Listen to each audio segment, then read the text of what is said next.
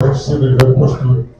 A gente sempre quer trazer um texto diferente, novo, né? Novidade, mas às vezes Deus fala assim: você vai pregar um texto que todo mundo conhece. E dali eu vou ensinar todo mundo novas lições. Queridos, abra a sua Bíblia, por gentileza. Abra a sua Bíblia, por gentileza, no primeiro livro de Samuel, capítulo 1. Primeiro livro de Samuel, capítulo 1. Primeiro livro de Samuel, capítulo 1.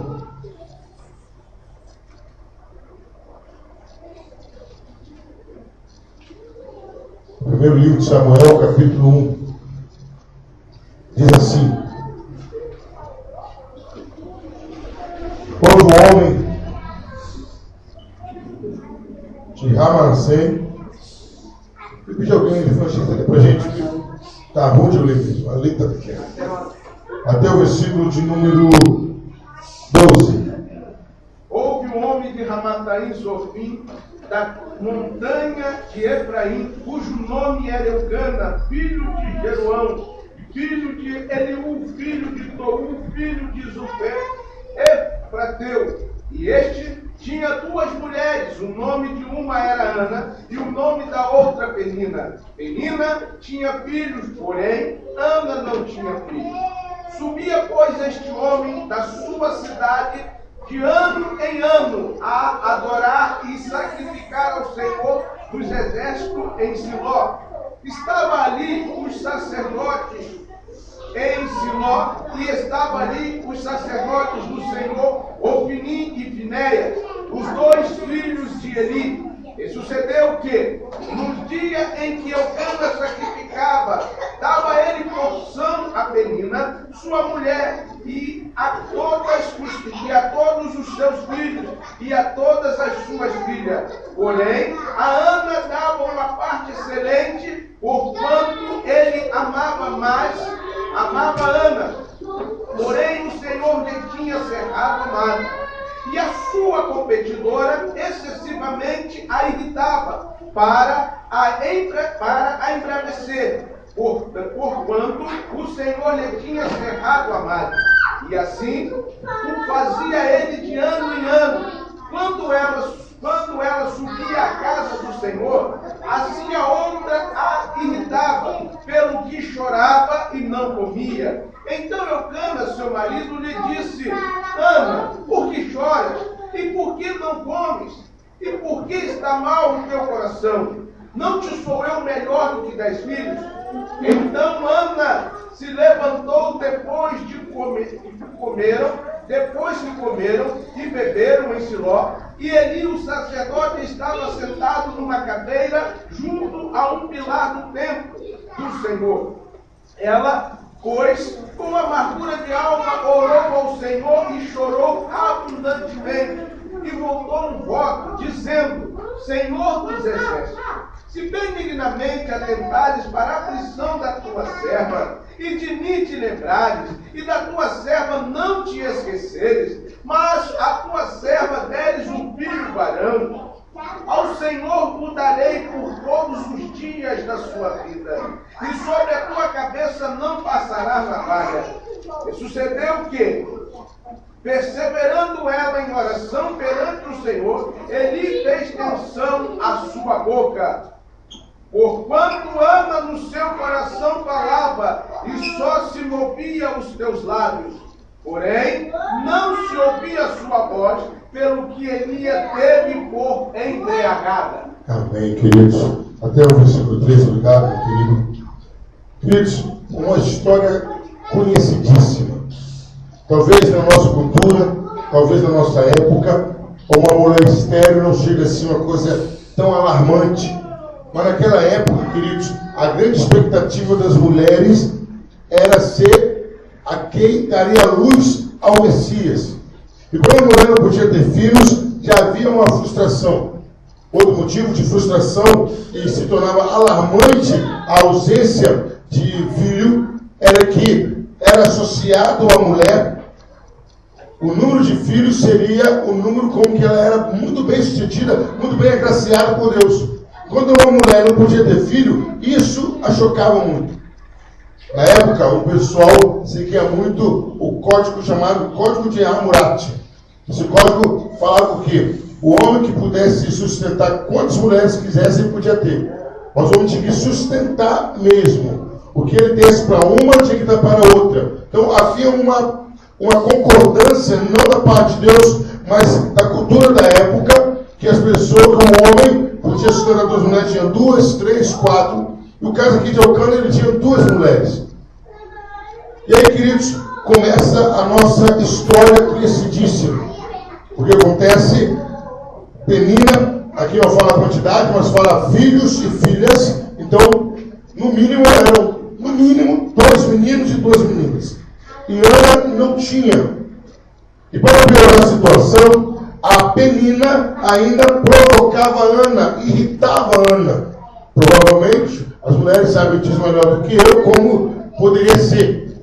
Quando ela estava barriguda, desfilava perto de Penina, perto de Ana. Quando nascia criança, Ana tinha que ajudar a Penina. E aquela situação foi constrangendo, foi entristecendo, foi angustiando Ana, ao ponto que ela parou até de se alimentar.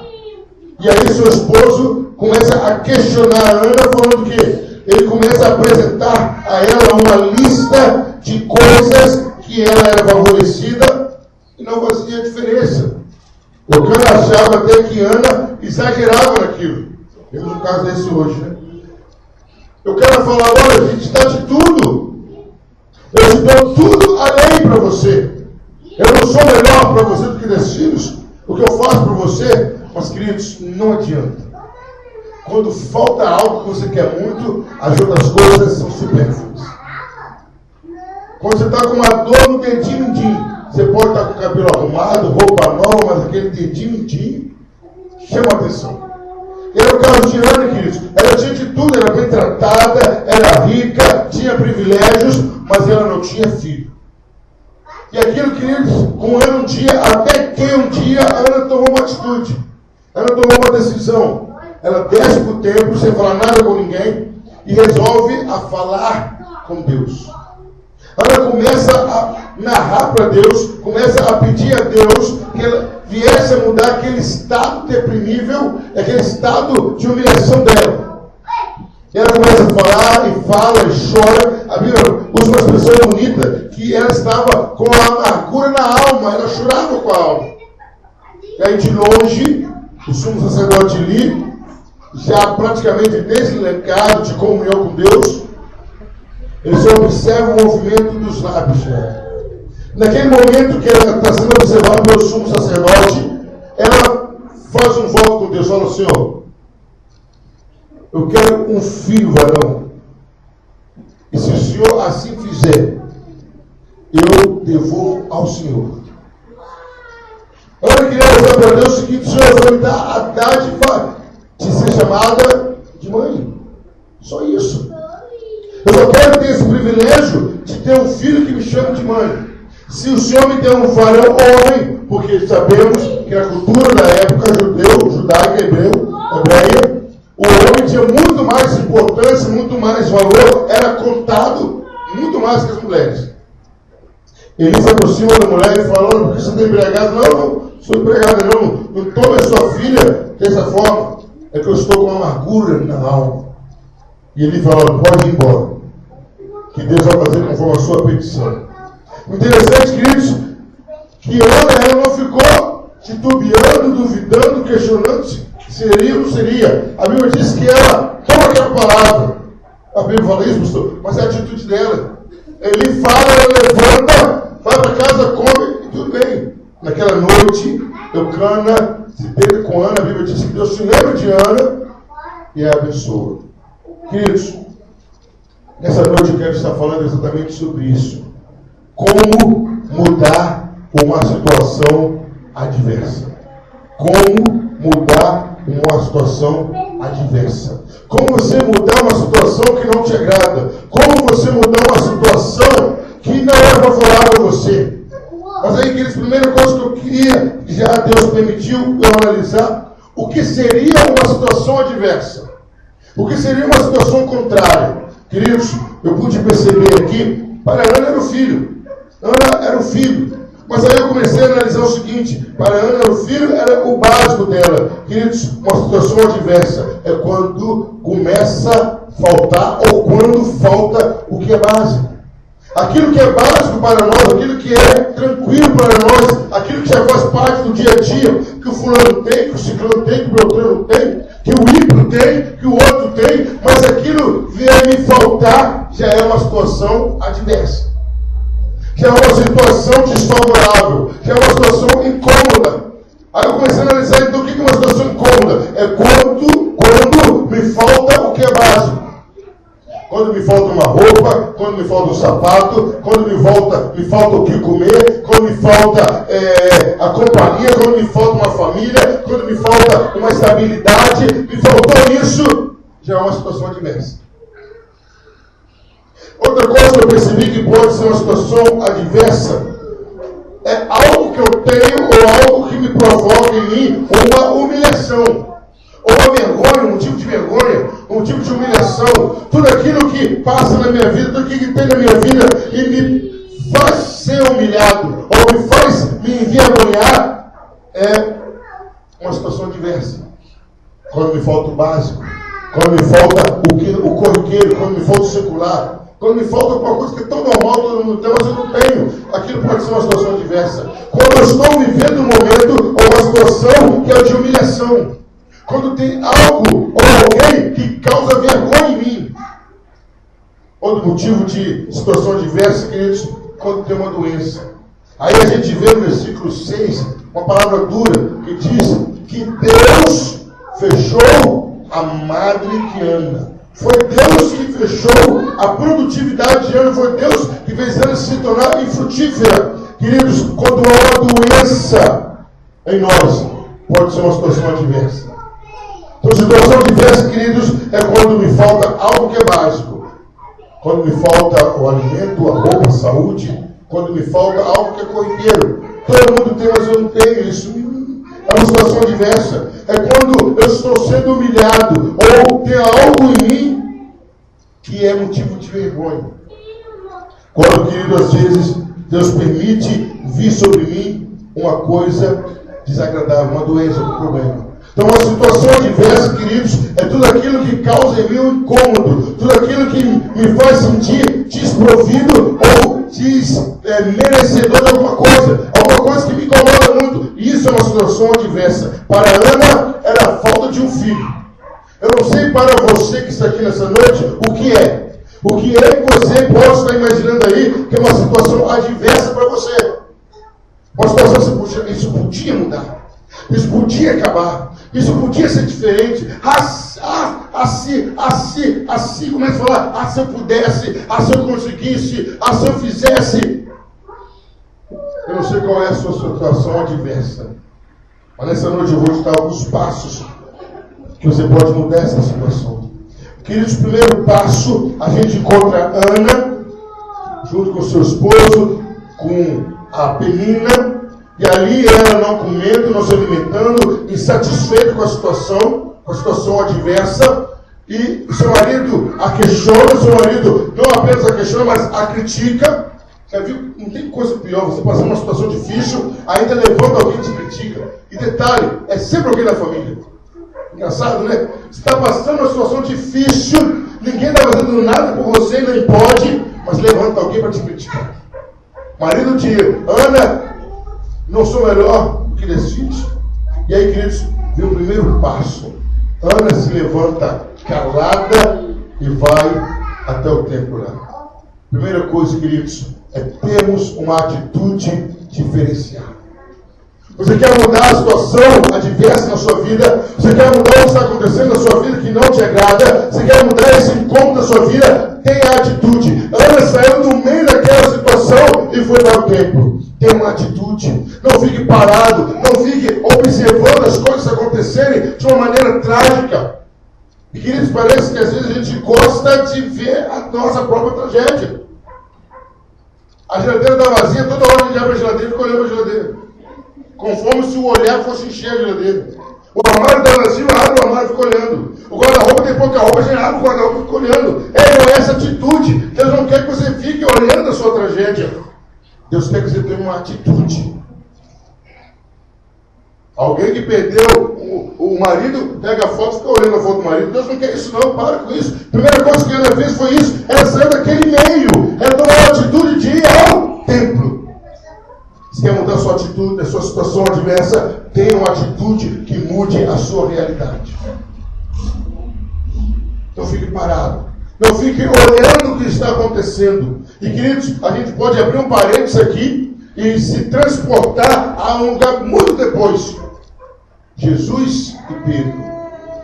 Senhor, se é contigo, manda que eu vou até aí andando sobre as águas. Vem, Pedro. E Pedro começa a andar. E Pedro começa a andar. Quando foi que Pedro começou a afundar?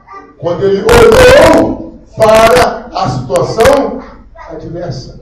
O vento era contrário, as ondas eram contrárias, era tudo desfavorável para ele andar sobre as águas, mas ele estava andando sobre as águas. Ei, meu querido, é a primeira coisa que a Bíblia nos ensina com a vida de Ana. Eu não posso ficar olhando o que está acontecendo, eu tenho que tomar uma atitude. É isso. E a segunda coisa que a gente percebe, queridos, aí a gente vê no versículo 8.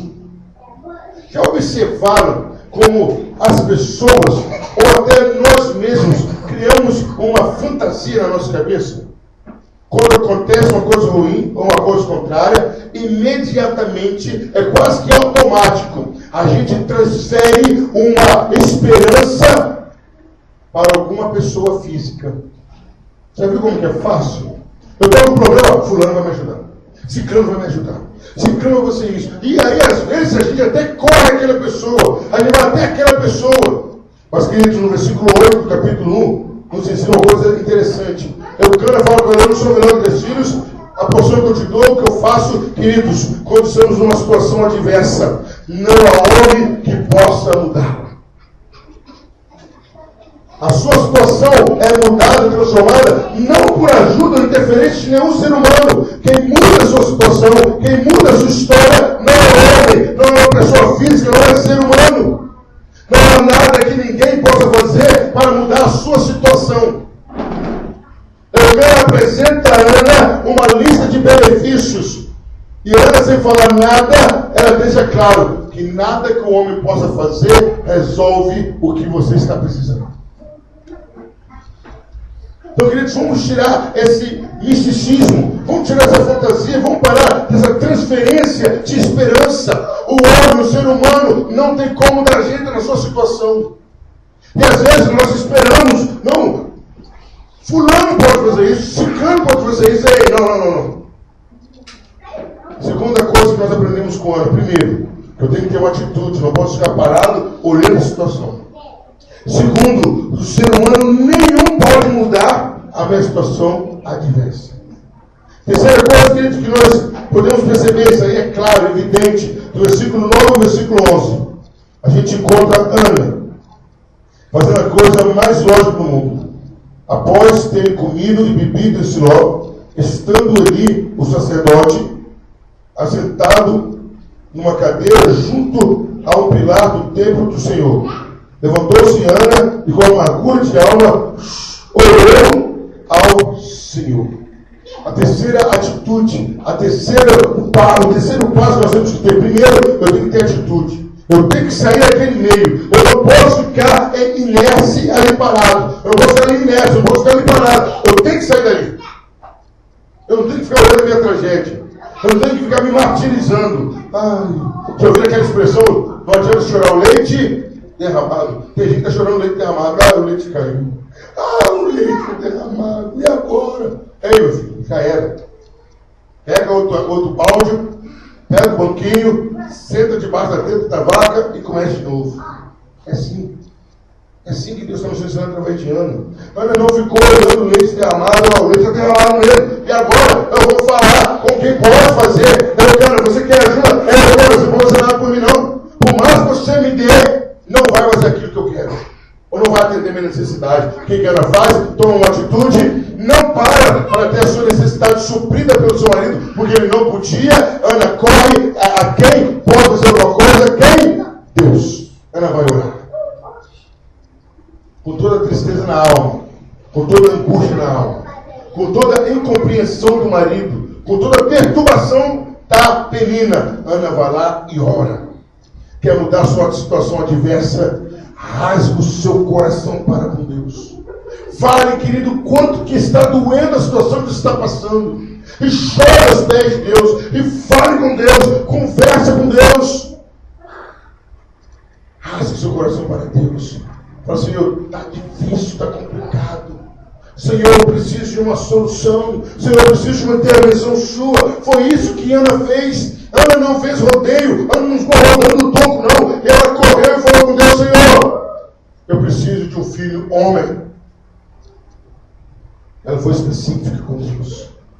Quer mudar a sua situação adversa? Converse com Deus.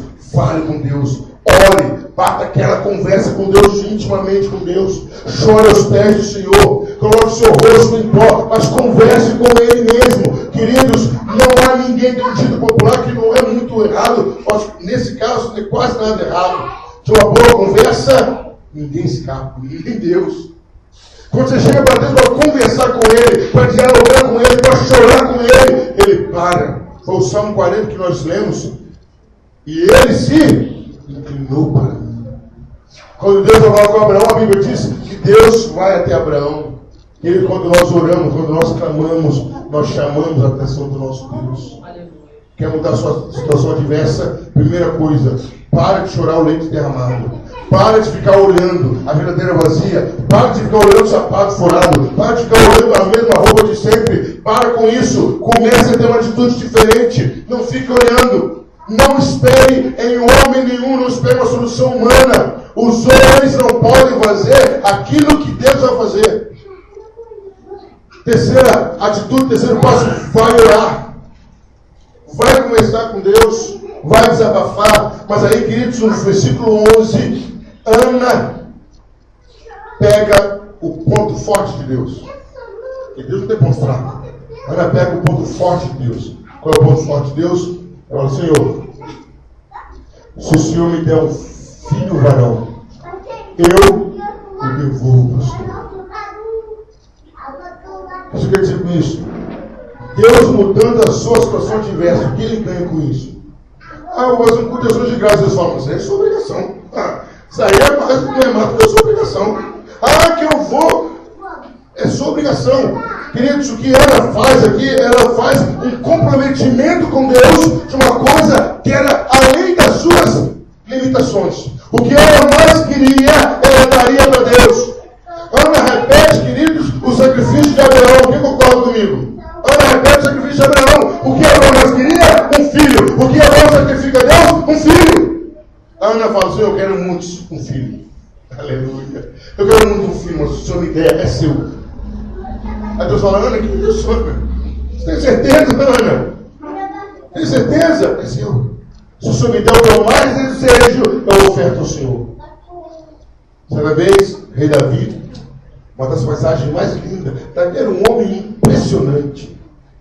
Quem me dera chegar perto da sensibilidade que Davi tinha em relação a Deus.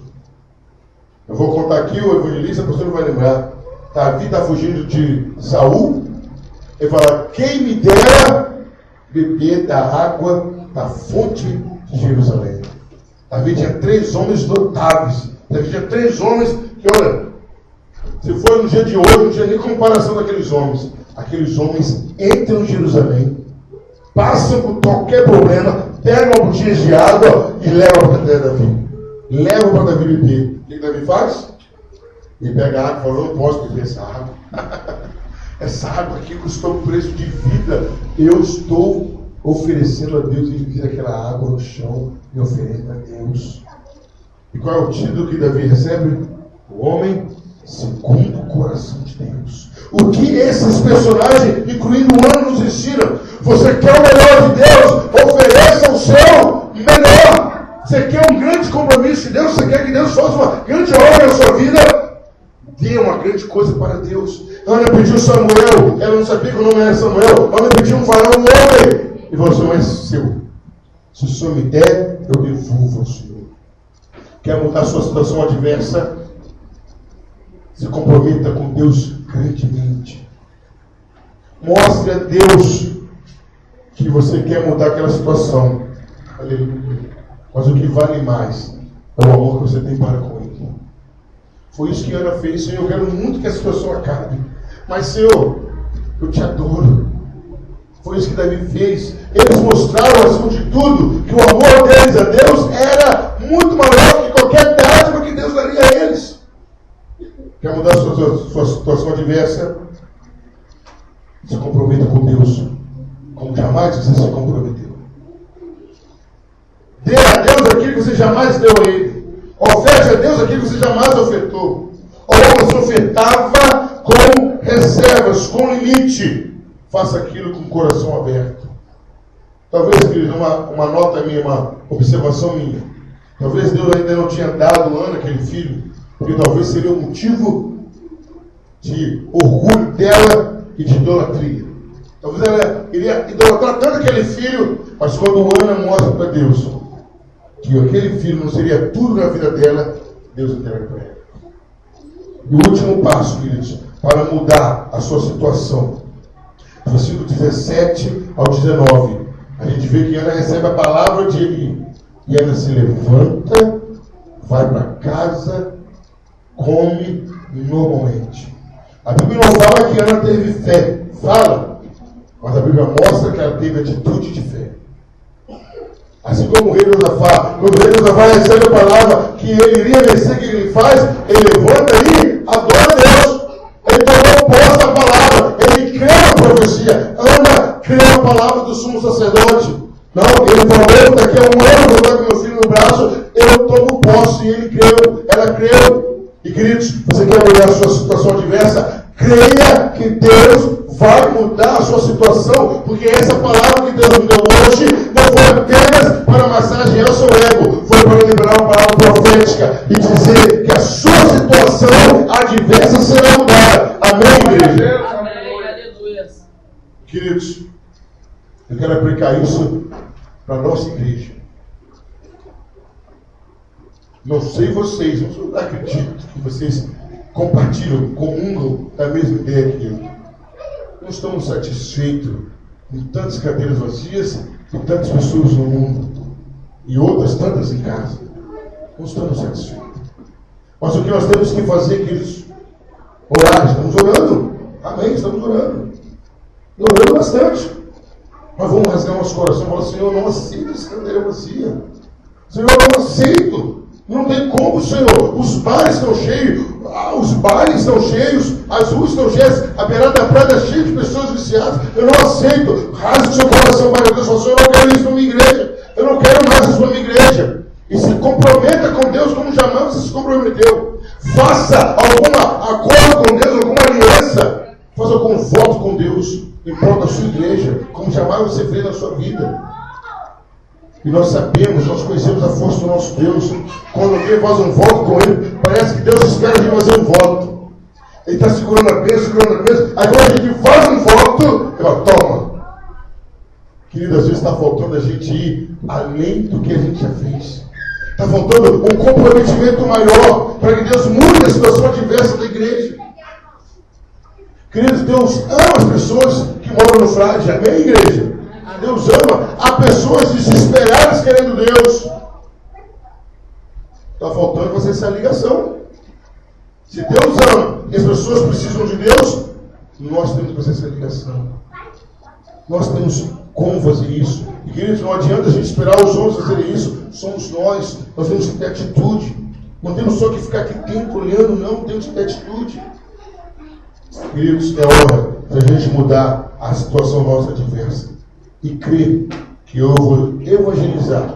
E crer que eu vou chamar o meu vizinho. E crer que eu vou chamar os filhos dos meus vizinhos. E crer que eu vou entregar um folheto para o meu embriagado. Eu vou crer que ele vai vir. Queridos,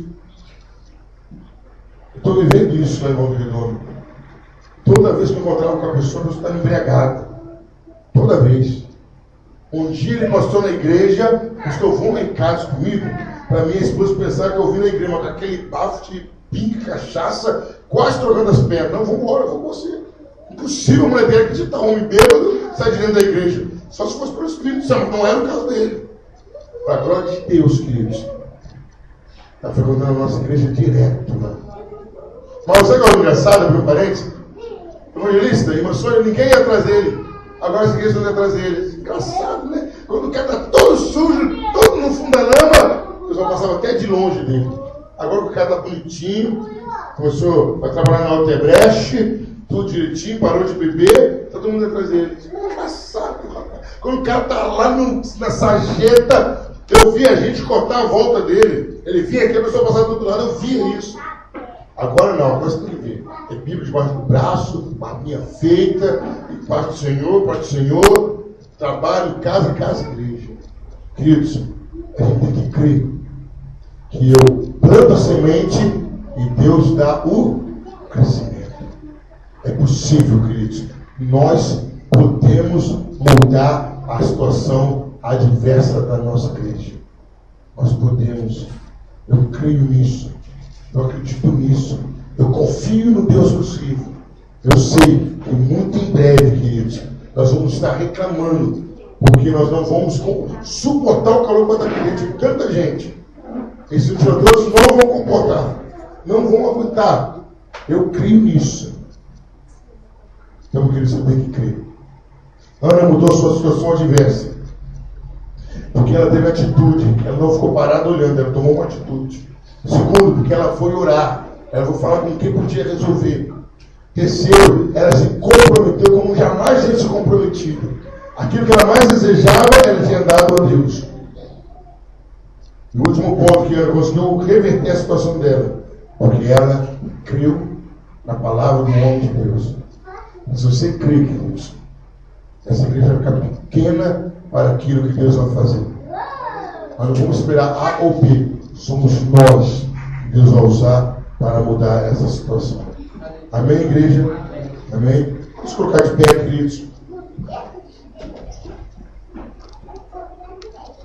Vamos colocar de pé. Queridos, nós temos